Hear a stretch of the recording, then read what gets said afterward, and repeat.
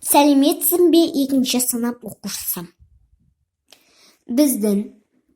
Бүгін біздің математика сабағының 16-шы сабағы жойма көлеміндегі сандарды қосу және азайту кестесі.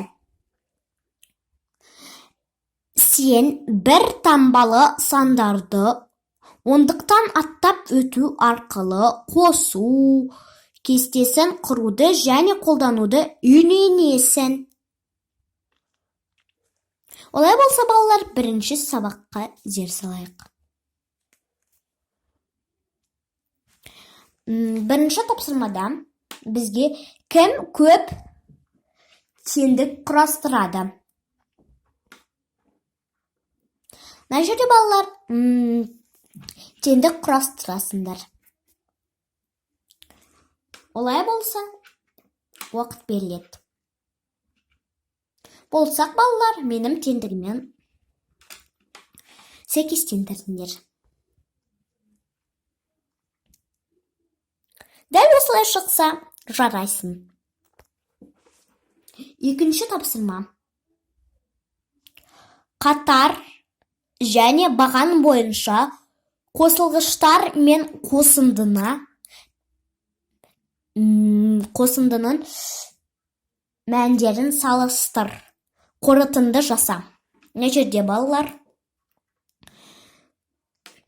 біз мәндерін салыстырамыз және қорытынды жасаймыз. Жасап болсақ, балалар, үшінші тапсырма. Есепте. Біреуін сендерге көрсетіп берем, ал қалғандарын өздерін шығарасыңдар. 6-ға 5 қосқанда 11, 11-ге 7 қосқанда әрине 18. 3-ке 7 қосқанда, 3-ке 4 қосқанда 7. 7-ге 9 қосқанда 16. 4-ке 5 қосқанда 9. 9-ға 4 қосқанда, кәне ойланайық, 17. Осылай шығарасыңдар. 4 бағанды да. Болсақ, менің есептеріммен сәйкестендіресіңдер. Нөмір 3. Осылай шығарсақ, балалар, 4-ші есепке кеттік. 4-ші есепте жолақтарды өлше, берілген әр қайсысы 2 сантиметр ұзын кесінділер сыз. Бұл жерде, балалар, осы жолақтарды, яғни ленталарды өлшейміз. Мен алдын ала өлшеп қойдым. На жолақ күлгін болады 6 сантиметр. Ал жасыл жолақ 10 сантиметр. Міне.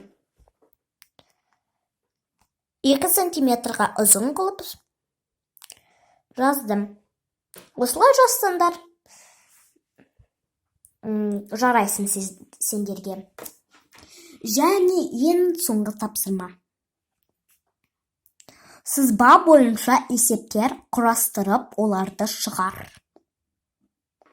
Сызба бойынша есептер құрастырамыз. Яғни, болды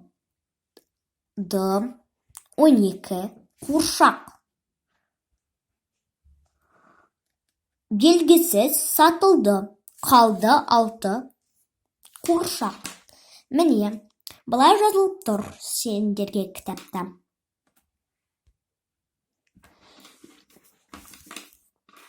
Осылай жазсаңдар, менің жазумен тексеріңдер.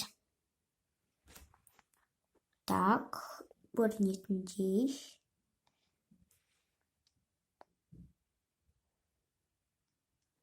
Болсақ, балалар, енді Біз сабағымыздың соңына да жеттік. Сендер қазір өз-өздеріңді бағалайсыңдар. Сабақта жақсы түсінсеңдер, мынандай смайлик. Сабақты кішкене түсініп, әлі сұрақтарларым бар болса, мынандай смайлик. Ал сабақты мүлдем түсінбесеңдер, мынандай смайлик таңдайсыңдар. Көріскенше күн жақсы болсын.